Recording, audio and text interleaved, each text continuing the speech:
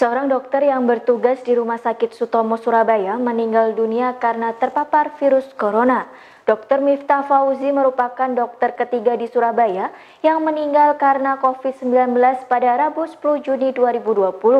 Ia mengalami gejala seperti demam, batuk, dan muntah. Dikutip dari Kompas.com, ia diduga tertular virus corona dari pasien positif yang tidak jujur. Menurut Humas RSUD Dr. Sutomo Pesta Parulian mengatakan, almarhum diketahui bertugas di instalasi gawat darurat dan berdasarkan hasil tes swab, almarhum positif terinfeksi COVID-19. Pesta menjelaskan setelah mengalami gejala tersebut, Miftah segera dilarikan ke Rumah Sakit Husada Utama, tempat istrinya bekerja. Setelah itu Miftah dirujuk ke RSUD Dr. Sutomo.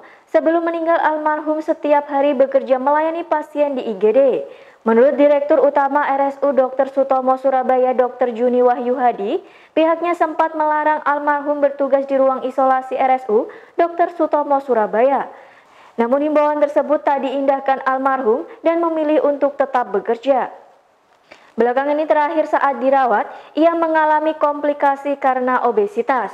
Joni juga menjelaskan istri Miftah yang juga berprofesi sebagai dokter juga terjangkit virus corona. Sang istri saat ini sedang menjalani perawatan di rumah sakit.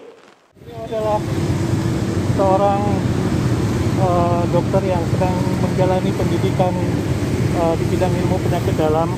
Sehari-harinya beliau bekerja di unit gawat darurat di Rumah Sakit Dr. Sutomo dan itu juga merawat pasien-pasien yang terpapar dengan COVID dan kita rawat selama 5 hari dan hari ini adalah hari kelima dan kita harus merelakan dia pergi. Pasien ini Dr. Miftah memang sudah dipastikan terinfeksi COVID dan kita merawatnya secara prosedur. Memang Dr. Miftah ini mungkin obes ya, berat badannya gemuk sekali, tapi ya apapun itu yang paling pasti adalah beliau terpapar dengan COVID sehingga menyebabkan sampai dia meninggal begitu.